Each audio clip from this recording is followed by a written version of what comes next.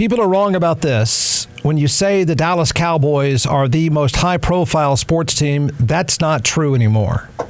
I don't even think it's close. Now, the most valuable on paper sports team is the Dallas Cowboys, but they're not the most high-profile by any stretch. In fact, most people, if you talk about the Cowboys and all the alleged drama, what drama is there?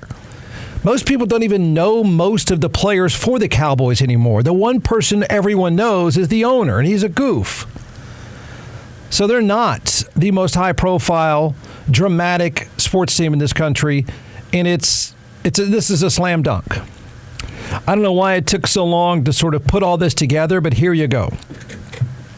There is no team in any sport, in this country for sure, but maybe in the entire world. There's a lot of drama about Barcelona and Real Madrid and Manchester United, but I don't think anybody touches a country right in a team, a franchise right in the middle of this country. It has so much going on constantly.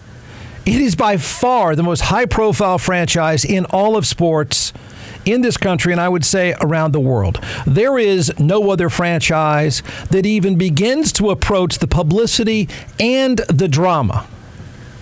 All of it. It's constant. That's the Kansas City Chiefs. I'm going to add up the scorecard here, and of course we have a late entry into the controversy and chaos with the Kansas City Chiefs. And there is one important takeaway with the Kansas City Chiefs now being the most high profile. Again, I don't even think it's close. I don't even know how you would argue for anyone else, to be honest. You can try it if you want. I think it's a pretty compelling case. I don't know any franchise that is this high profile, this controversial, this often. It is every single week something weird happens. And then today, the Kansas City Chiefs, you would think a fairly nondescript franchise in the beginning, not really. They're a nonstop reality show. There's not a week that goes by they aren't making news for good reasons and not so good reasons. They're the most high-profile, interesting, and complicated team in all of team sports. The drama never stops. It's easy. Of course, they have the two most high-profile players in all of football, Patrick Mahomes and Travis Kelce, who happen to be the two most commercialized athletes in all of sports outside of maybe LeBron James. Maybe. If you thought every fourth commercial was Patrick Mahomes or Travis Kelce last year, get ready for every two commercials being Patrick Mahomes or Travis Kelce this year. They're just, one of them is the best player, but they're two of the best players ever to play their position, but they are the most high-profile players right now. We'll start with the biggest fan, of course. That doesn't hurt. And her boyfriend, she happens to be the most commercialized, or he happens to be, in my opinion, the most commercialized athlete. That's Travis Kelce. And he, of course, is dating the most popular entertainer in the world, the most popular since Michael Jackson. There's that. You got that stuff. So work through the drama with me, all right? Because it ends up today, or yesterday, I guess now, in a bizarre place. Think about this. During the regular season, the NFL is accused of a side marketing deal. And by the way, I went black helicopter on this too, I have to admit. A side marketing deal, an under-the-table marketing deal with Taylor Swift. She, of course, was also, I was part of this, accused of using the NFL to promote her shows. She had a concert tour going on at the time. I was a part of that as well. A lot of people bought in. Fast forward to the playoffs. Kansas City is national news because at a watching party, three dudes froze to death in their best friend, they said, well, they're dead now, we don't know, in their best friend's backyard, who, of course, said that he slept for 36 hours and he had no idea that his best friends, three of them, were dead in his backyard. Yeah, there's that. And they're all wearing jerseys. I have no idea how that thing ended. I have no idea. Like, does anyone even know? Like, we just blew it off because you know why? There's more chaos with the Chiefs because it doesn't stop. They roll through the playoffs, of course. Great defense. And once they make it to the Super Bowl, the anti-vax Fox News crowd goes all in and accuses the NFL of fixing the Super Bowl because Travis Kelce is doing commercials, of course, for Pfizer. And, remember this, because 25% of the country believed that the game was fixed because of Travis Kelce and Taylor Swift and Joe Biden. Okay? So then, of course, the accusation is that Taylor Swift is in on the fix, too, because, of course, she endorses Joe Biden. See?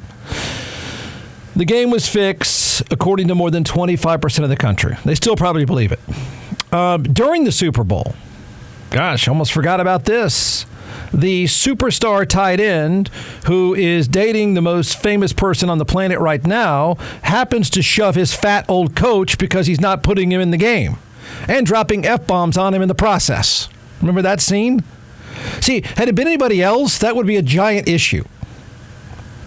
Usually when you shove your fat old coach, it's kind of a big deal. Not the Chiefs. They moved right along.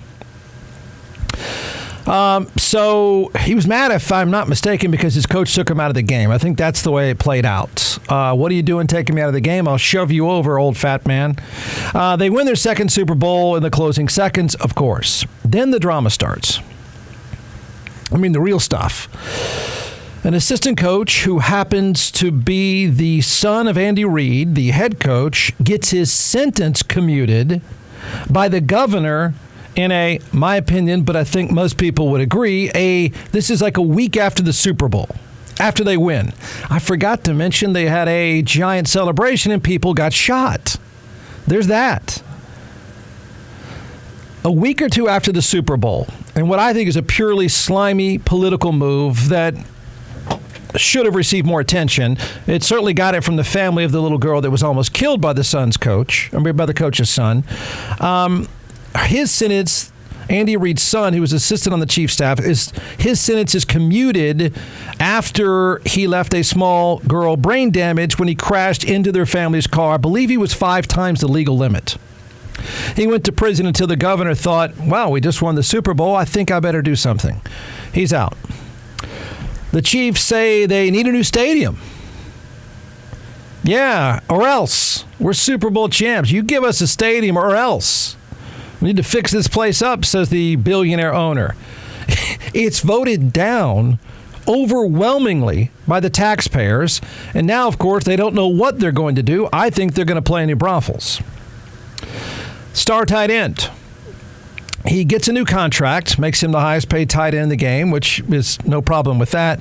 At the same time, he also agrees to be the new host of Are You Smarter Than a Fifth Grader? There's that. The only good wide receiver they had, or have, or I don't even know what happens to him. Remember this? This guy won't stay out of the news. He just keeps getting charged with crimes, one after another. Their only good receiver, and I'm being generous, is arrested for leaving the scene of a car crash, 100 miles per hour, 120 miles per hour in Dallas. He left that scene, was tracked down eventually. Then he's arrested in Dallas for assaulting someone in a nightclub. And then I'm sure something also happened this week. Now present day. I'm not worried. Anytime somebody says, well, these teams, they could lose focus. Are you kidding me? They don't lose focus. The building could be on fire and they're going to be just fine. Now, their longtime place kicker, who's very good, really good, is giving a commencement speech, and I don't know the school. I assume they knew exactly what they were going to get from him. So I don't think the audience that was there present for the commencement speech is that outraged. But let's watch this one play out. So he gives a commencement speech yesterday, the day before. This is Harrison Butker, Butker. Gives a commencement speech ripping Gay Pride Month and telling everyone it's best if women become homemakers. Okay. He then decided to go Don't do this thing. Don't say he has a right to say that. That is correct. I don't. The man scripted out the speech. I think he knew exactly what he was going to say, and I think the audience probably liked it. He has every right to say it. They have every right to like it or dislike it. But every time people like to say, well, he has a right to say that, well, so do I. And so does anyone else. So he decides to double down and go all in at the commencement address. And poor leadership have negatively impacted major life issues. Things like abortion, IVF, surrogacy, euthanasia, as well as a growing support for degenerate cultural values in media, all stem from the pervasiveness of disorder. Our own nation is led by a man who publicly and proudly proclaims his Catholic faith, but at the same time is delusional enough to make the sign of the cross during a pro-abortion rally. He has been so vocal in his support for the murder of innocent babies that I'm sure to many people it appears that you can be both Catholic and pro-choice. He is not alone. From the man behind the COVID lockdowns to the people pushing dangerous gender ideologies onto the youth of America, they all have a glaring thing in common. They are Catholic.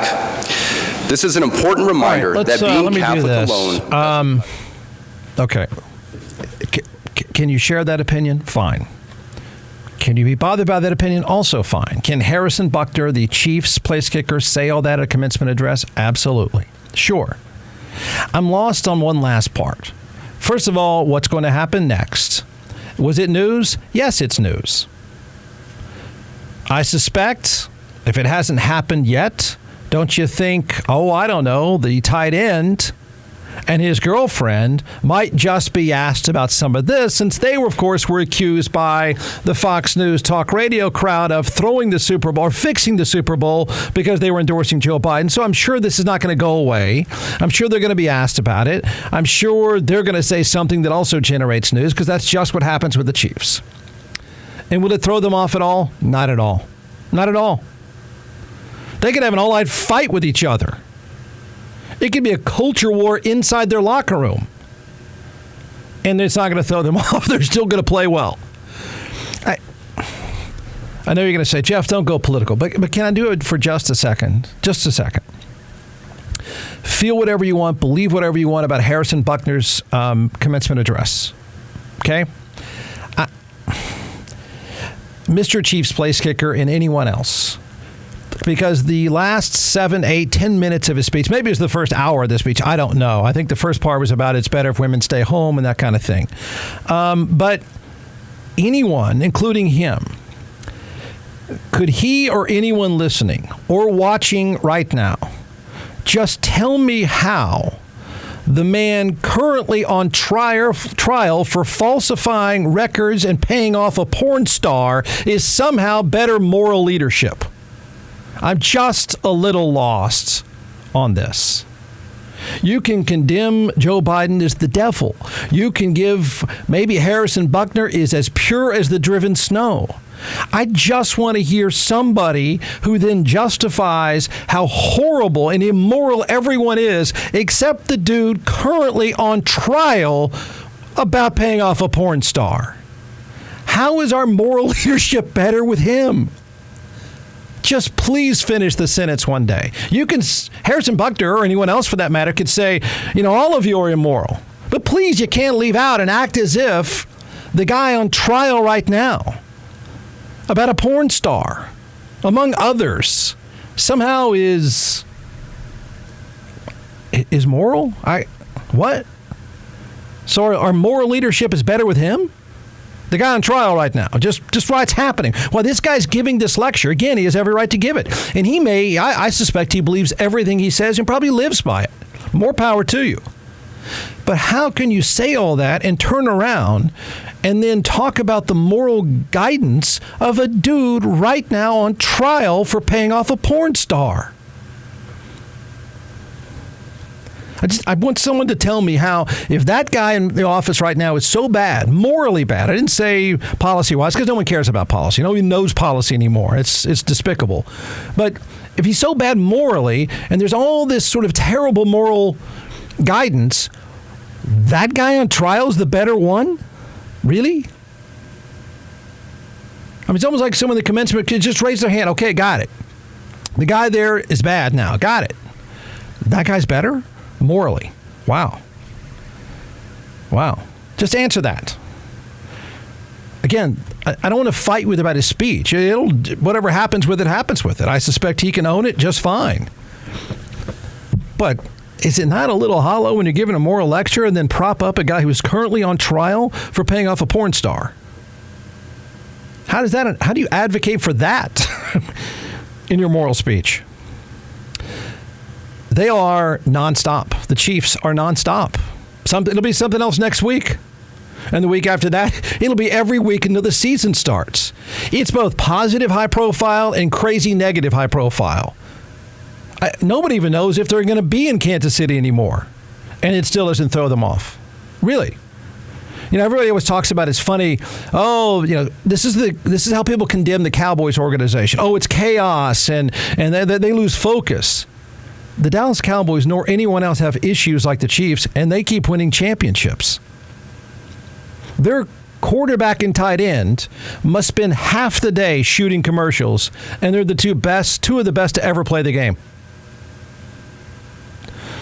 They're the most focused operation there is, right?